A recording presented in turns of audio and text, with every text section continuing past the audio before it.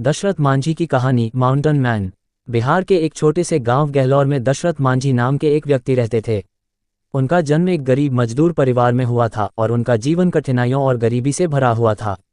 उनके गांव को एक विशाल पहाड़ ने बाकी दुनिया से अलग कर दिया था, जिससे पास के शहरों तक पहुंचना बेहद मुश्किल हो जाता था, खासकर जब किसी को चिकित्सकीय सहायता की जरूरत होती थी। एक दिन दशरथ मांझी की पत्नी फाल्गुनी गंभीर रूप से बीमार हो गईं। उन्हें अस्पताल ले जाने के लिए उस दुर्गम पहाड़ को पार करना पड़ा, लेकिन समय पर अस्पताल नहीं पहुंच पाने के कारण उनकी पत्नी की मृत्यु हो गई। अपनी पत्नी की मृत्यु से टूटे हुए दशरथ ने निर्णय लिया कि वे इस पहाड़ को काटकर रास्ता बनाएंगे ताकि किसी और को ऐसी पीड़ा न झेलनी पड़े। सिर्फ एक हथौड़ी और छेनी लेकर दशरथ ने पहाड़ को काटना शुरू किया। गांव के लोग उन्हें पागल समझते थे, लेकिन दशरथ ने उनकी बातों को नजरअंदाज कर दिया।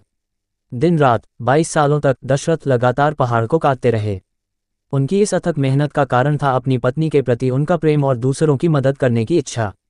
22 साल की कड़ी मेहनत के बाद दशरथ मांझी ने अकेले ही पहाड़ को काटकर 360 फीट लंबा, 30 फीट चौड़ा और 25 फीट ऊंचा रास्ता बना दिया।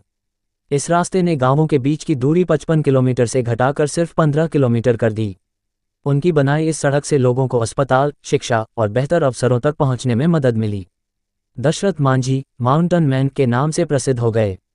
2007 में उनका निधन हो गया, लेकिन उनकी कहानी आज भी दुनिया भर में लोगों को प्रेरित करती है। उनका जीवन हमें ये सिखाता है कि यदि संकल्प अडिग हो तो एक व्यक्ति भी पहाड़ों को हिला सकता है, अक्षरशः और रूपक रूप में भी।